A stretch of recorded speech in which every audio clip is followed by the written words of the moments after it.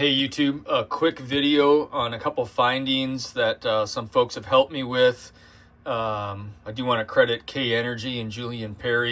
I've been following their videos, their research, and some of these things are probably obvious to people, but in case they're not, or you haven't heard them from others over the years, I just want to bring them up. Point number one, in working on pulse motors, I've discovered a very short duty cycle will produce a conventional energy recovery that's almost 100%. This would be common in like a boost converter, so there should be no surprise there. But in the past, when I've done pulse motors, whether they're mechanical or solid state, I've had a fairly large duty cycle, maybe 20-30%. And the conventional efficiency of it is maybe like 30% recovery. Well, this has got 1% duty cycle. This is running 500 hertz. This is just a simple single coil right here with a little ferrite core, maybe 7 millihenry inductance. And it's got a fairly fast MOSFET, IRF 460 with a driver pushing it. And it's just running off a solid state, off the shelf signal generator. Cheap stuff. You could build it very quickly. This is going to be the current from the drive battery under the yellow curve, and the pink would be the current going to the charge battery. You can kind of see in there. I'll separate them a little bit, and you can see these areas are very, very close to one another. This obviously is a little bit bigger, but this is also going to be 3 to 4 volts higher.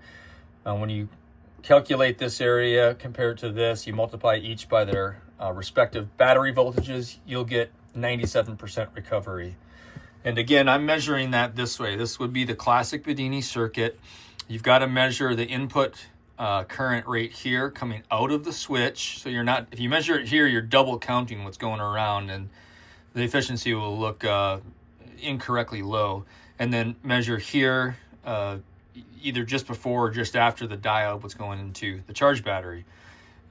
So anyhow, that's a very high conventional efficiency. Like I said, 97%. If there's another effect on top of that, that's shocking the batteries, you're going to see an anomalous energy gain. Okay, one more point real quick. The speed of the switch.